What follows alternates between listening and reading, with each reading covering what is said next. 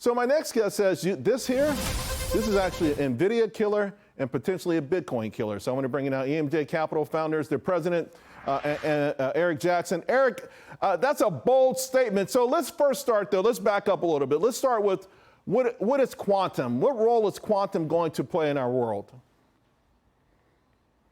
Well, Charles, I mean, as excited as people have gotten in the last year and a half about AI, I mean, quantum is just the next level of that interest. It's like more powerful computations, more powerful computers, faster solutions that you can imagine, more lifelike, movies or music created at the snap of a fingers.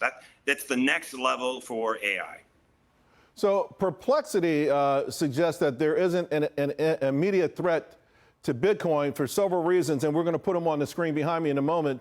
But not immediate, but they say that there will be a threat. They say right now you've got specific applications, scale, error rates, and time frame, but they also say, make no mistake, that they're on the path to actually being a threat to Bitcoin. How would this be a threat? Would it be a threat to the encryption? What happens here? Exactly, it's the encryption. We used to think that, a few days ago, we thought Satoshi had kind of locked all the crypto wallets of the world, made them so secure, nobody could ever crack into these things. And that's part of what powered Bitcoin to 100K.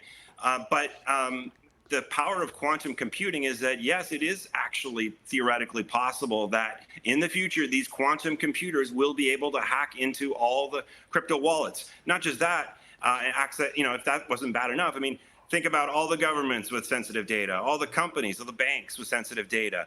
The state of the art right now is RSA technology. These mathematical formulas could be, solved, instantaneously, and right. All of that data access. So it's a big threat. And the fact that Google just dropped this chip out of the blue yesterday, it sort of signals that this world is moving much faster than we expected, and therefore we're going to have security in place to protect all this data and all these billions of Bitcoin around the world. All right, two names that you like now, the Rigetti and D-Wave, right? Yeah, exactly. I mean, these are both names that have had great runs. They're up like 300% in the last month. They are both SPACs from a few years ago.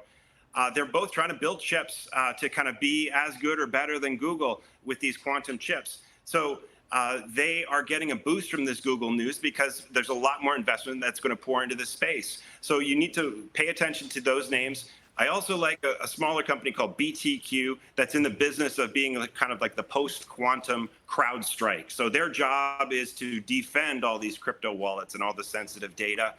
They're a very, very small company. Right. Last time I was on, Charles, you asked me to talk about 20 bagger. I mean, BTQ is potentially a 1,000 bagger. So I got the chart here, over the next 10 years. Eric, I got the chart on the screen. BTQQF. Again, it's on the pinks. It's traded in a range here more recently, but you can kind of see, the rate of change is starting to turn up a little bit here. It looks like it's on a cusp of a breakout. I guess if we would probably have to add a sort of a disclaimer, right? Being on the pinks, being relatively small, more risk. But to your point, this could be potentially a 20 bagger. Yesterday there was. I mean, the crazy. Go ahead. The crazy thing is all these quantum companies, they all have very small revenues, even Rigetti, even D-Wave and so forth. So they're all in the same boat. And some people might say, oh, it's a bubble.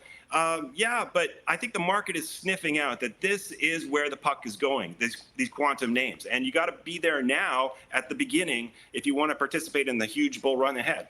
Yeah, yesterday I know Iceberg Research put a short on quantum computing. It's a different company, and you probably get more folks attacking this. But I agree with you in the sense that what we saw from Google today, almost out of left field, just shows us how exponentially this stuff is growing. Even ChatGPT caught the world flat-footed. So quantum computing, Eric, I think to your point, is here to stay. We're going to have to bring you on from time to time as the shorts attack these names, but I think folks need to listen and at least do some of their own investigating. Thanks a lot, my man.